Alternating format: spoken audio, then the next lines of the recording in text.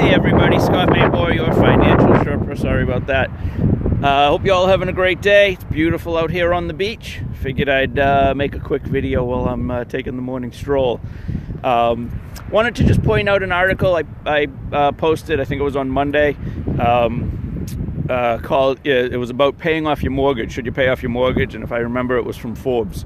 It's pretty interesting. The other day, or last week, somebody had posted that they were trying to teach their grandson the pros and cons of debt and how much more a purchase would be using debt.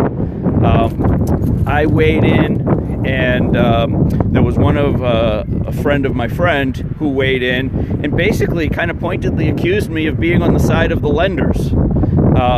She said she was on the side of the consumer and that paying cash is clearly the best way to go. I have never worked for a lender in my life, but I will tell you that in many cases I tell clients, don't pay off your mortgage, use debt, leverage yourself. Does it make sense in all circumstances? Absolutely not. But as I explained to this particular person, I am not on the side of the lender, but she used the example, she paid $30,000 for a brand new car, I think it was a Camry, and let me ask you something. If you take $30,000 out of an account that's presumably earning interest somewhere, could have been in a CD, could have been in a savings account earning next to nothing, but maybe it was in a stock market.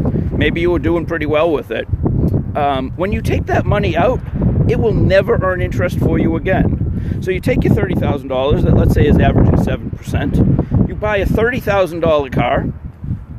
A week or two later, that car's worth 25 grand. So not only did you lose interest on that 30 grand, as well as any sort of liquidity, you now have bought something for 30 grand that you can't sell for more than 25. So you lost 5 grand there. What I pointed out to her is if you were making 7 and you could get a car loan for 4.9, call it 5, you're making 2% on your borrowed money. Plus you retain liquidity.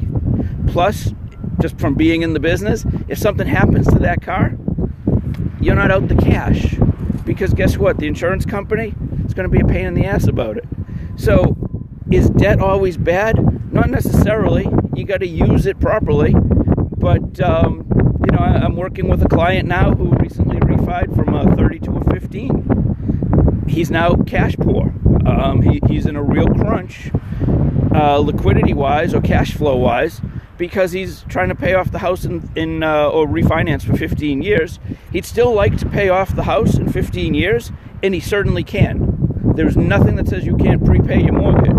But if you have a 30-year mortgage with a lower payment, your cash flow could be better. Especially if, like me, you work in a business where you have highs and lows and your monthly income is not fixed. Having a lower monthly required payment is always a good thing. Then if you're using that to pay off debt or you're using that to fund your retirement, as I've said in the past, $200,000 in cash and a $200,000 of mortgage debt is a wash. It is simply a wash. And if your mortgage is 4% and you can earn 7% safely using my strategies, it's a wash. Why wouldn't you do that? You're still making 3% and you're better off. So just wanted to point out that article. I think I posted it on Monday from Forbes.